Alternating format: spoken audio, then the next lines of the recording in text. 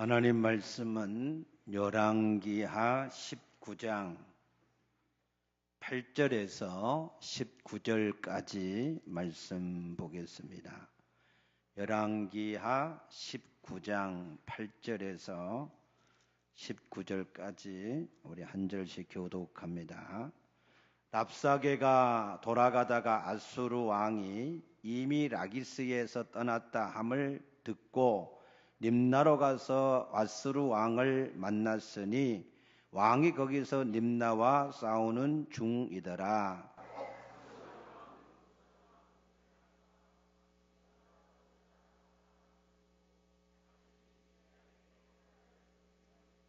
너희는 유다의 왕 히스기야에게 이같이 말하여 이르기를 내가 믿는 네 하나님이 예루살렘을 아수르 왕의 손에 넘기지 아니하겠다 하는 말에 속지 말라.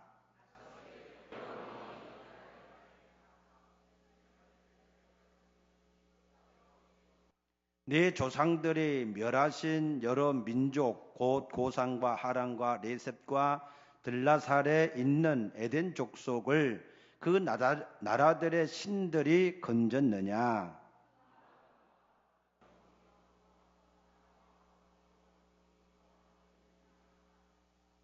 히스기야가 사자의 손에서 편지를 받아보고 여호와의 성전에 올라가서 히스기야가 그 편지를 여호와 앞에 펴놓고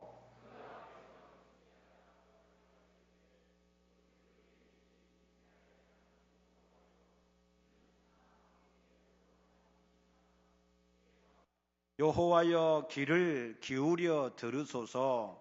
여호와여 눈을 떠서 보시옵소서. 사내립이 살아계신 하나님을 비방하러 보낸 말을 들으시옵소서.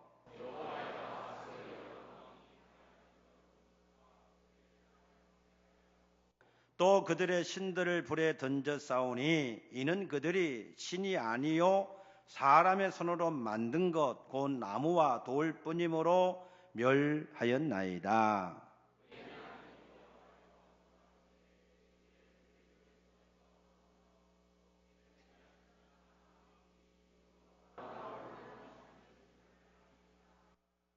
아멘. 할렐루야. 오늘 또 우리 예수님 때문에 여러분의 모든 근심과 염려가 해결되어질 수 있기를 축복합니다. 지난 한 주 동안에는 우리나라의 희노애락이 함께했던 그런 한 주였습니다. 먼저 기뻤던 일은 우리나라 정현 선수 22살밖에 안 된 우리나라 정현 선수가 호주 오픈 테니스 대회에서 4강에 이르는 그런 기염을 토해냈습니다. 이 정현 선수는 2006년에 우리나라 서울에서 페르드하고 나달을 초청해서 경기를 할 때 그 볼을 주우러 다니는 그런 볼키즈맨이었습니다. 그런데 12년 후에 그들과 함께 어깨를 나란히 하고 정말 우뚝 세워질 수 있는 그런 귀한 일꾼으로 세워졌을 때 우리나라 역사상 한 번도 이 테니스계에 16강에도 진출을 하는 그런 선수가 없었는데 대단한 성적을 내서 우리 국민들에게 희망이라고 하는 그러한 귀한 선물을 주었고 특별히 젊은 사람들 M4 세대라고 하는 모든 것을 포기하고 사는 그러한 세대들에게는 하면 된다라고 하는 새로운 도전의식을 다시 한번 불어넣어 주어서 감사한 일이었습니다. 그런 안타까운 일은 잘 아시는 대로 밀양 세종병원 대화재로 인한 참사입니다. 참 많은 사람들이 화재로 희생을 계속해서 당하는데 너무나 안타까운 현실입니다. 겨울철에는 아무래도 화재가 좀 많이 날 수밖에 없는데 참 지나놓고 보면 우리가 충분히 준비할 수 있는, 커버할 수 있는 그러한 일들임에도 불구하고 우리의 부주의한 그러한 것들 때문에 엄청난 그러한 참사들이 계속 이어지고 있는데, 아무튼 빨리 그 모든 피해를 입은 분들이 그 모든 것이 수습되어지고 다시 새로운 소망을 얻을 수 있도록 우리가 기도해야 될 줄로 믿습니다. 잠언 27장 1절에 보면은 너희는 내일 일을 자랑하지 말라. 너희가 한 날 동안에 무슨 일을 만날는지 알지 못한다 그랬습니다. 우리가 한 날 동안에 무슨 일을 만날는지 왜 모르겠습니까? 여호수아 3장 3, 4절에 보면은 우리는 한 번도 가보지 않은 그러한 길을 가고 있기 때문에 우리가 무슨 일을 만날는지 알지를 못한다는 겁니다. 우리 모두는 우리가 살아가는 인생을 한 번도 연습해보고 우리가 그 길을 지금 가고 있는 사람이 아무도 없습니다. 우리는 한 번도 가보지 않은 그 길을 우리가 지금 걸어가고 있는 것이 우리 인생의 길입니다. 그래서 우리가 무슨 일을 만날는지 알지를 못한다는 거예요.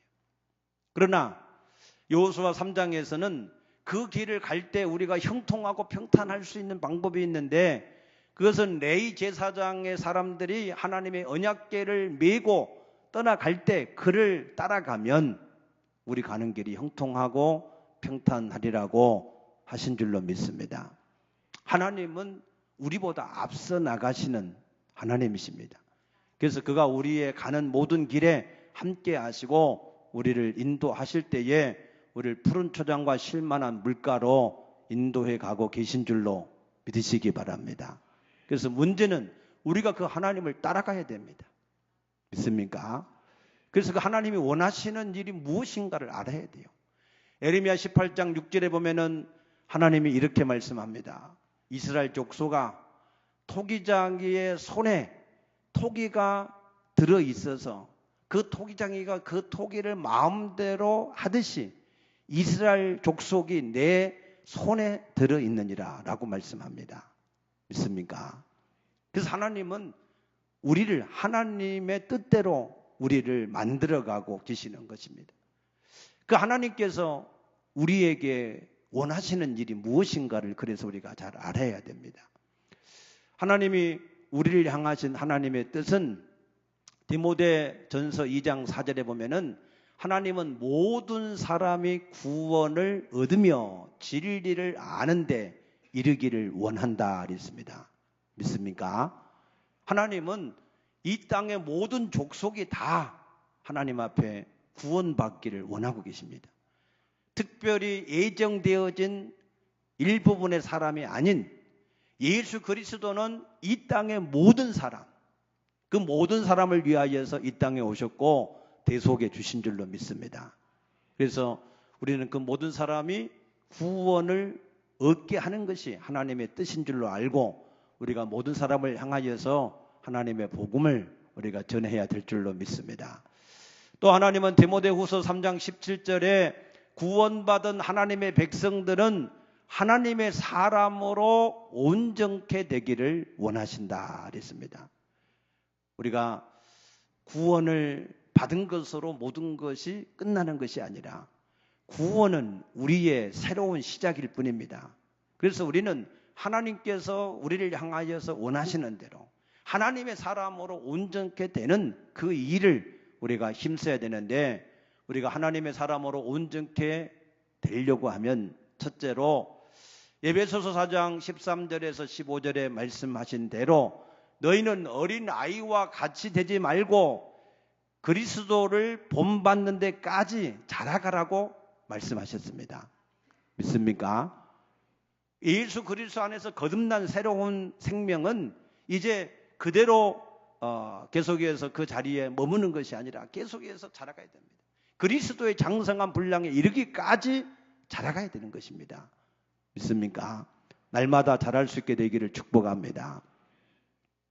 어린 아이는 우리 육신의 부모도 좋은 것을 맡기잖아요. 귀중한 것을 맡기지 않습니다. 우리가 자라서 장성한 자가 되어야, 그래야 하나님께서 귀중한 것도 좋은 것도 하나님 앞에 꼭 필요한 이런 것들을 맡기고 하나님께서 쓰시는 줄로 믿습니다. 그래서 우리가 자라가야 돼요. 우리가 어떻게 자라갈 수 있느냐? 에베소서 4장 22절에서 24절 말씀 보게 되면은 너희는 썩어져가는 옛 구속을 벗어버리고 심령이 새롭게 되어서 하나님을 따라서 의와 진리와 거룩함으로 새로 지으심을 받아야 된다 그랬습니다. 믿습니까? 쉽게 말해서 자기가 주인이 되어서 자기를 위해서 사는 그 모든 것을 벗어버리고, 할렐루야, 어떻게 벗어버리죠? 예수 그리스도와 함께 십자가에 못 박아버리고, 아멘. 갈라디아서 5장 24절에 말씀한 것처럼 예수 그리스도의 사람들은 정과 욕심을 십자가에 이미 못 박았다 그랬습니다. 그래서 우리 자신들을 예수와 함께 실제로 안전하게 못 박아버리고, 그리고 이제 내 안에 계신 주님을 위해서 우리가 살아야 될 줄로 믿습니다. 갈라디아서 2장 20절에 내가 그리스도와 함께 십자가에 못 박혀 죽었나니 그런즉 이제는 내가 산 것이 아니요 내 안에 오직 그리스도께서 사신 것이다 그랬습니다. 믿습니까? 로마서 14장 7절에서 9절 보니까 우리는 그러므로 살아도 주를 위해서 살아야 되고 죽어도 주를 위해서 사나니 사나 죽으나 우리가 주를 위해서 사는 사람이고 자기를 위해 사는 사람이 아무도 없다고 하신 줄로 믿습니다. 예수님은 이것을 위해서 우리 가운데 오셔서 죽으시고 부활하신 줄로 믿으시기 바랍니다. 그래서 이제는 이 신앙이 자라간다라고 하는 것은 자기를 위해서 사는 삶을 점점 줄이고 이제는 오직 주를 위해서 살아가는 삶이 점점 늘어나는 것, 그것이 우리가 그리스도 안에서 우리의 신앙이 성장하는 일인 줄로 믿으시기 바랍니다. 또 두 번째로는 요한일서 5장 4절에 보면은 세상을 이기는 자가 되어야 된다 그랬습니다. 세상을 이기면 이것이니 우리의 믿음이다 그랬습니다. 하나님께로부터 난 사람들은 세상을 이기는 자로 하나님이 이 땅에 세우신 줄로 믿습니다. 여러분, 세상을 이기는 자가 되시기를 축복합니다. 세상을 이긴다고 하는 개념이 어떤 개념이냐면 이 세상 속에서 하나님의 말씀대로 우리가 살아가는 것입니다. 히브리서 11장 35절에 보니까 어떤 사람들이 핍박을 받아서 고난을 당하고 죽임을 당하는데 차라리 더 나은 부활을 위해서 구차하게 살아나기를 원치 않고 순교하기를 원했다라고 말씀합니다.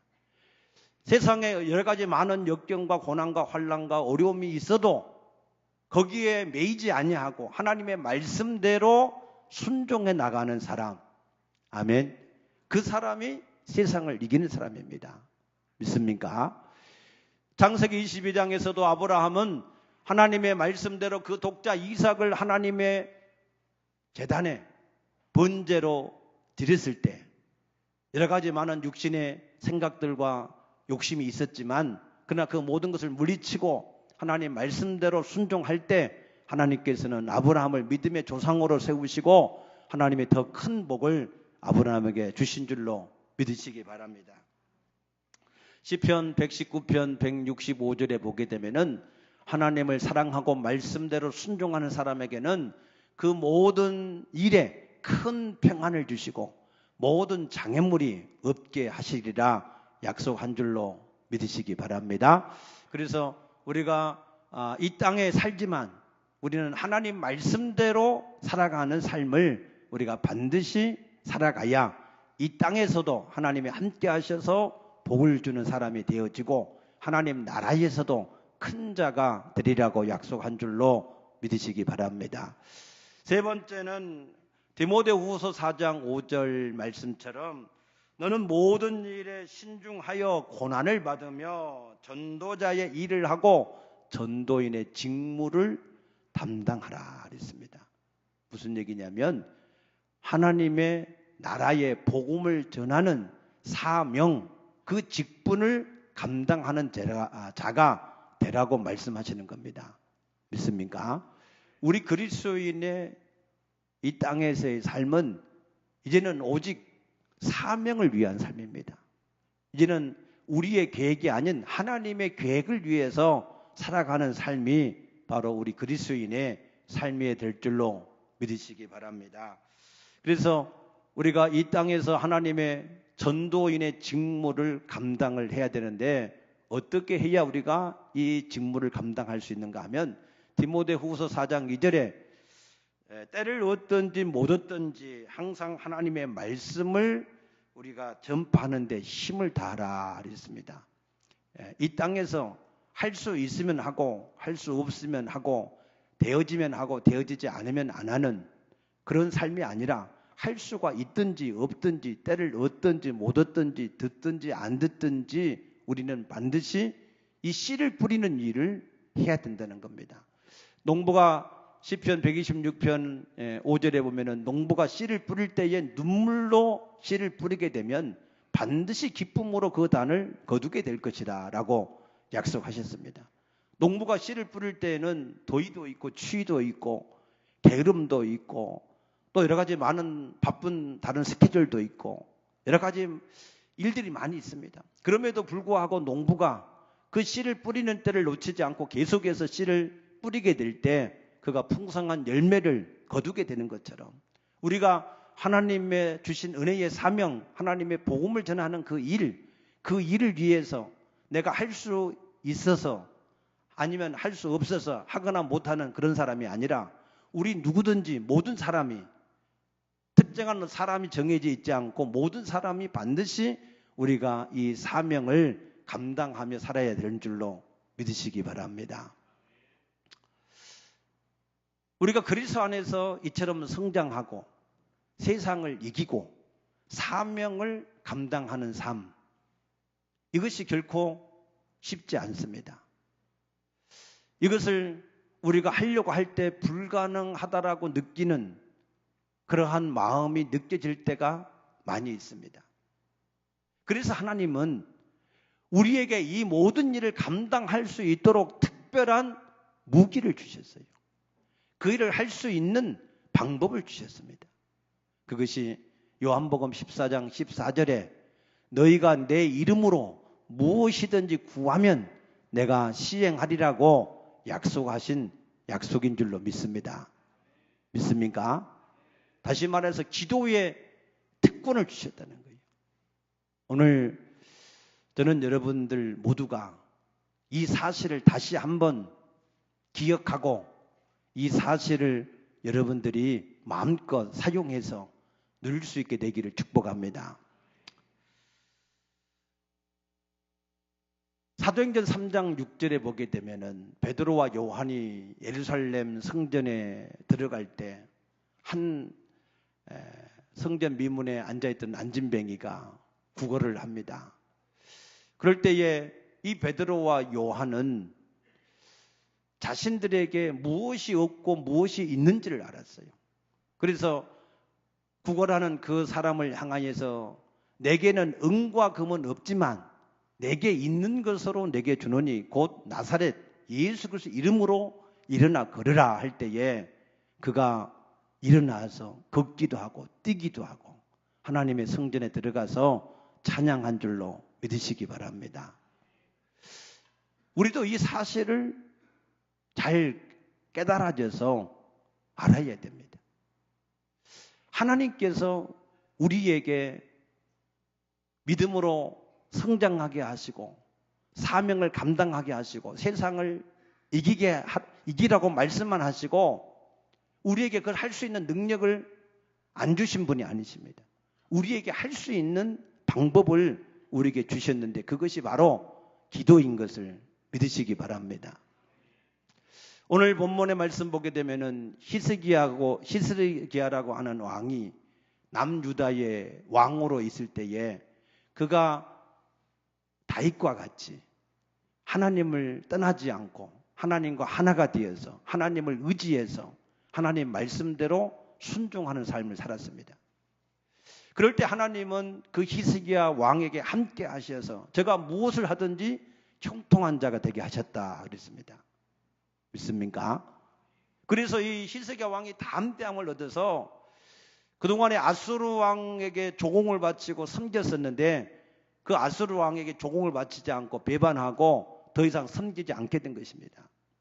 그럴 때에 이 아수르 왕 사네립이 히스기야 왕 14년째 되는 해에 이 예루살렘을 이게 지금 치러 들어온 것입니다. 그래서 18만 5천이라고 하는 대군을 이끌고 치러 왔을 때에 막상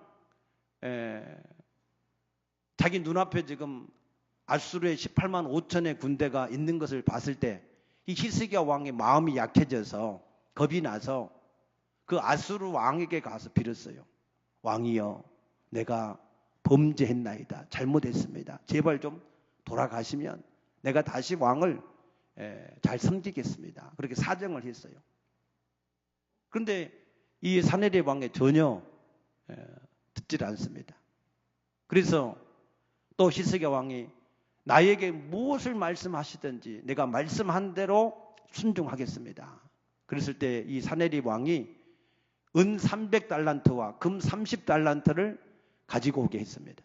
그래서 히스기야 왕이 성전 문에 붙어있는 금을 다 뜯고 기둥에 있는 금을 다 뜯어내서 그래서 갖다 바쳤어요.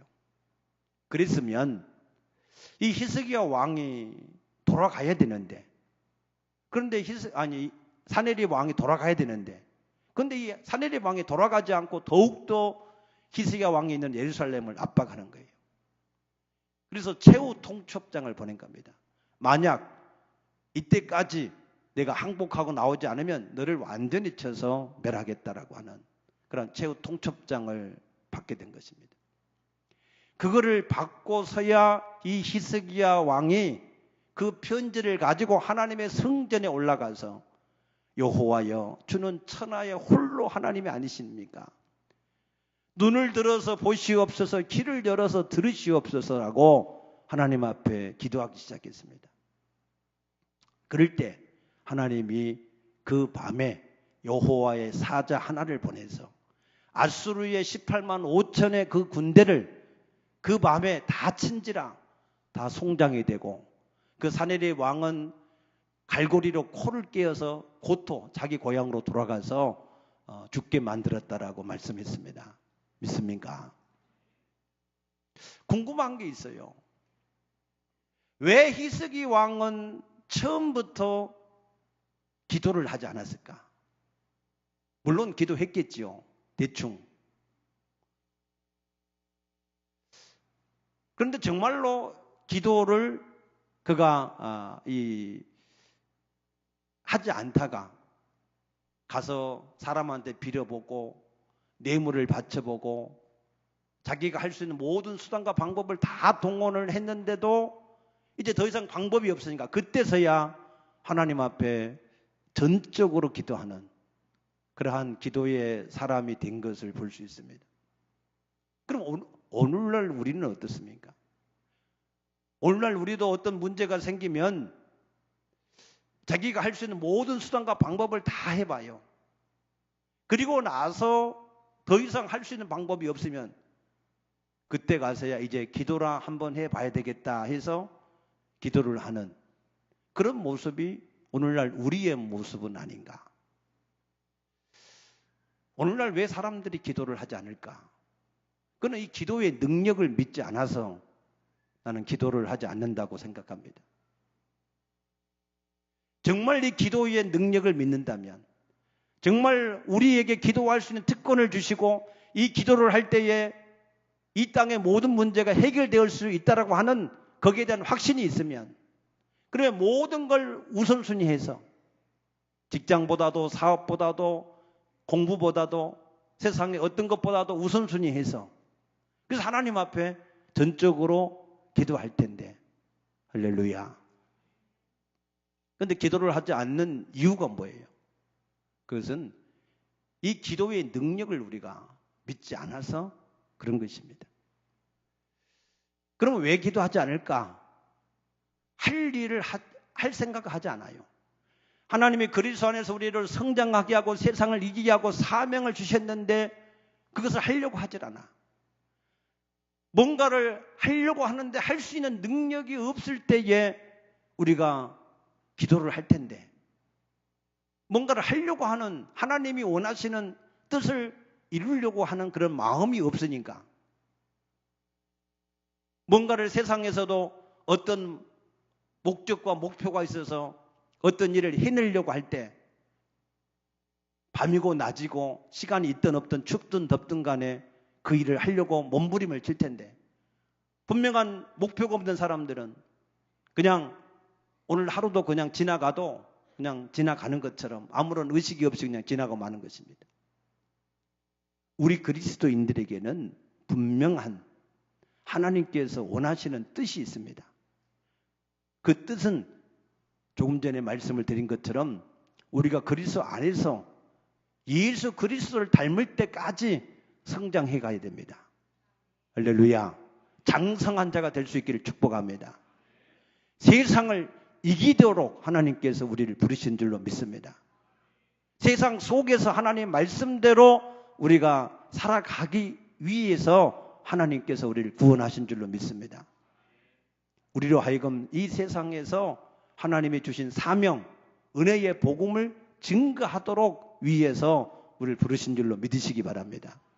우리는 이것을 해도 되고 안 해도 되는 선택의 사항이 아니라 이것은 우리가 반드시 필수적으로 우리가 해야 되는 일인 것을 믿으시기 바랍니다. 이것을 위해서 하나님이 우리에게 할 수 있도록 기도라고 하는 특권을 주셨다 그 말이에요. 믿습니까? 말리언 성결교회라고 하는 우리 교단 교회가 있습니다.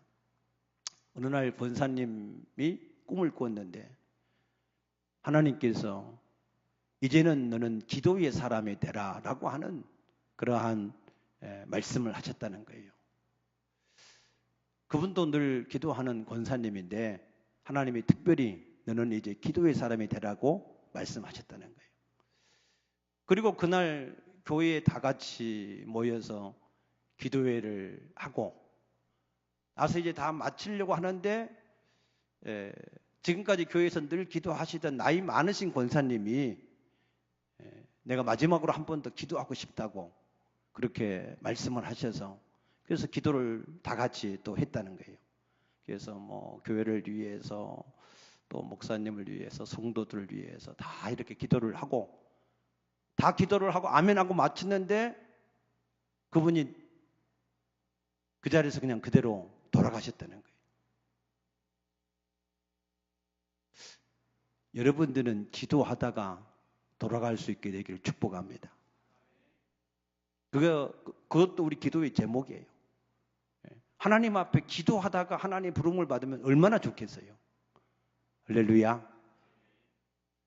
저는 소원이 하나님의 말씀을 전하다가 하나님의 부르심을 받고 싶습니다. 그래서 설교하다가 하나님이 부르시면 뭐 하다 왔냐? 예, 하나님 말씀 전하다 왔어요. 얼마나 대답하기 좋아요. 하나님이 여러분을 부르셔서 뭐 하다 왔냐? 그러면은 기도하다 왔습니다. 이러면 얼마나 은혜스럽고 좋습니까? 할렐루야. 여러분의 마음의 소원을 가지시기 바랍니다. 어떤 사람은 잠자다가 부름받기 원합니다. 그래서 늘 기도했는데 그분은 진짜 잠자다가 부름을 받았어요. 뭐 하다 왔느냐? 잠자다 왔습니다. 좀 그렇잖아요. 그죠? 예. 여러분들은 기도할 때 하나님의 부르심을 받게 되기를 축복합니다. 그래서 그 권사님, 나이가 가장 많으시고 교회에서 늘 기도하시는 그 권사님이 돌아가시는 거 하나님이 아시고 부르실 걸 아시고 이제는 그를 대신해서 내가 대를 지어 기도의 사람이 되라라고 하나님께서 말씀하셨다는 거예요. 하나님께서는 온 땅을 두루 감찰하십니다. 그래서 하나님은 이 모든 땅에 재앙을 내리려고 하다가 하나님이 찾는 사람이 한 사람이 있다 그랬어요.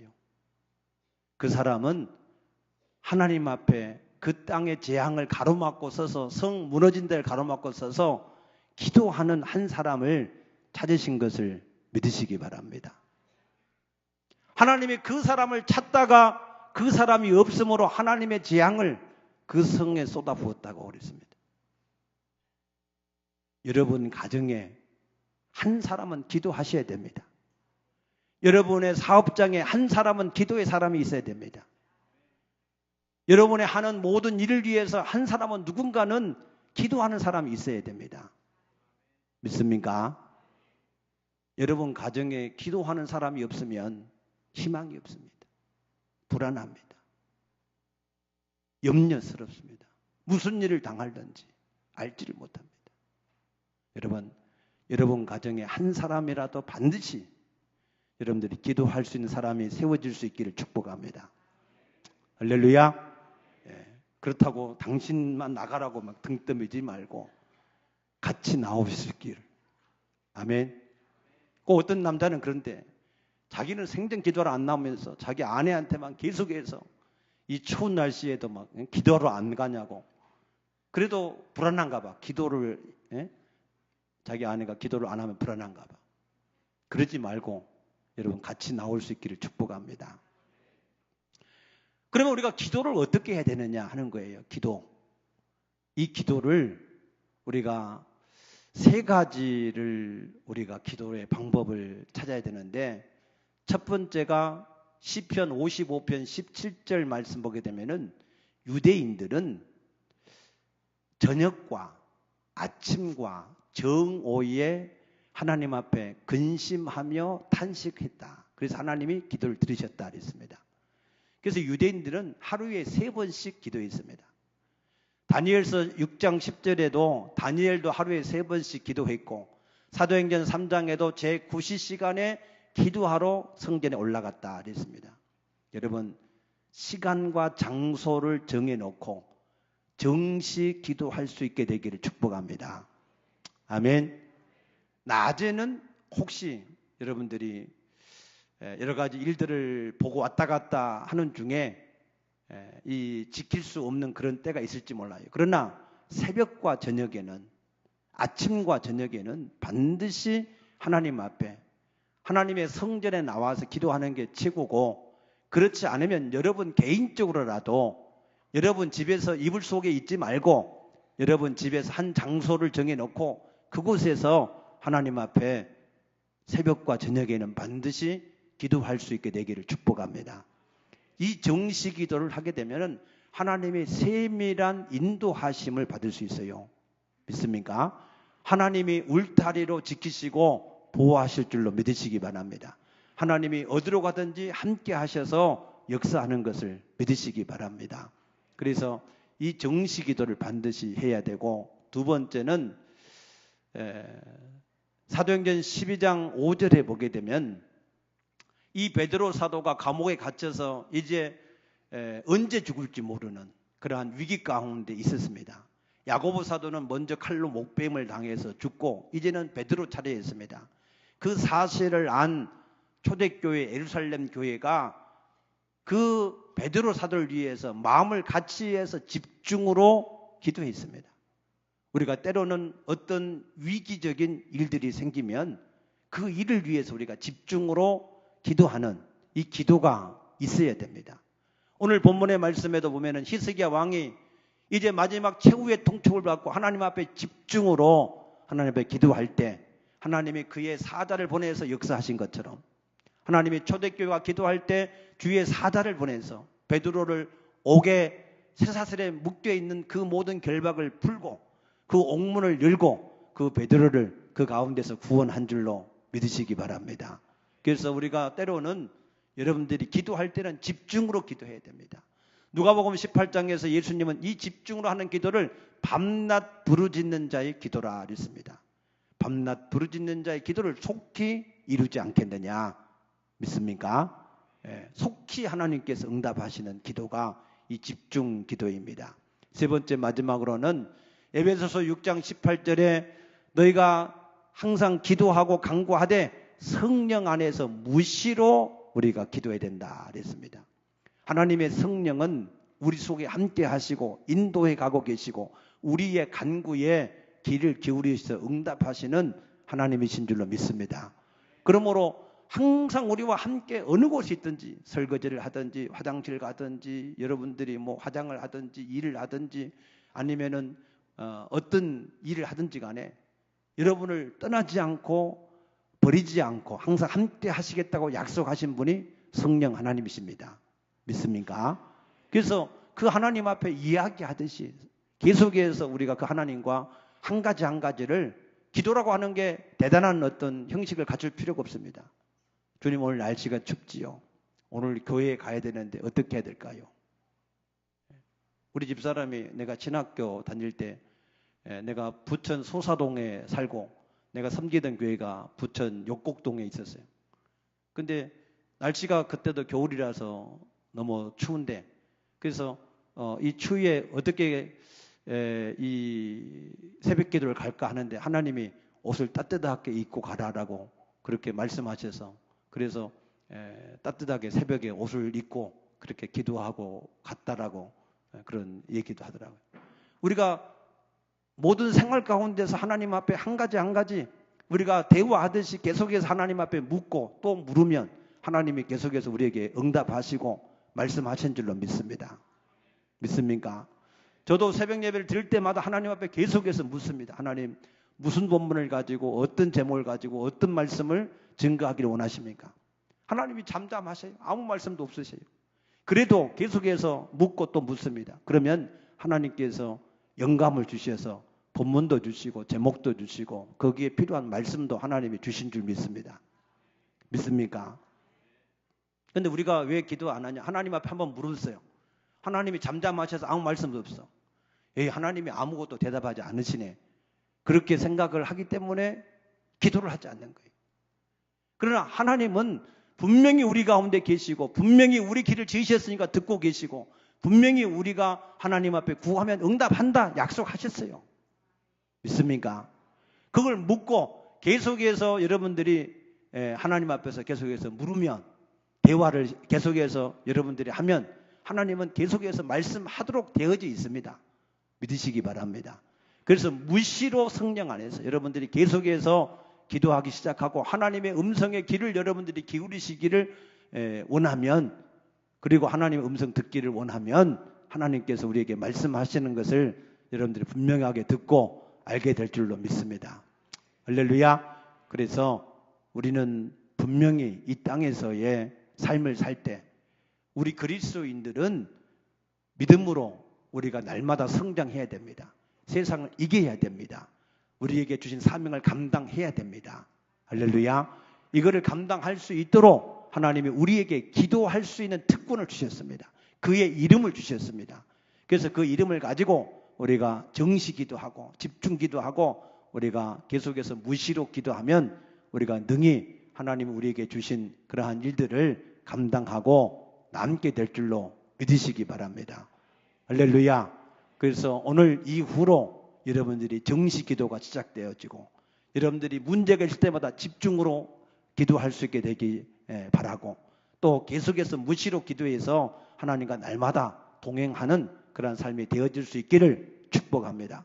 축복합니다. 기도하겠습니다. 사랑의 주님 감사합니다.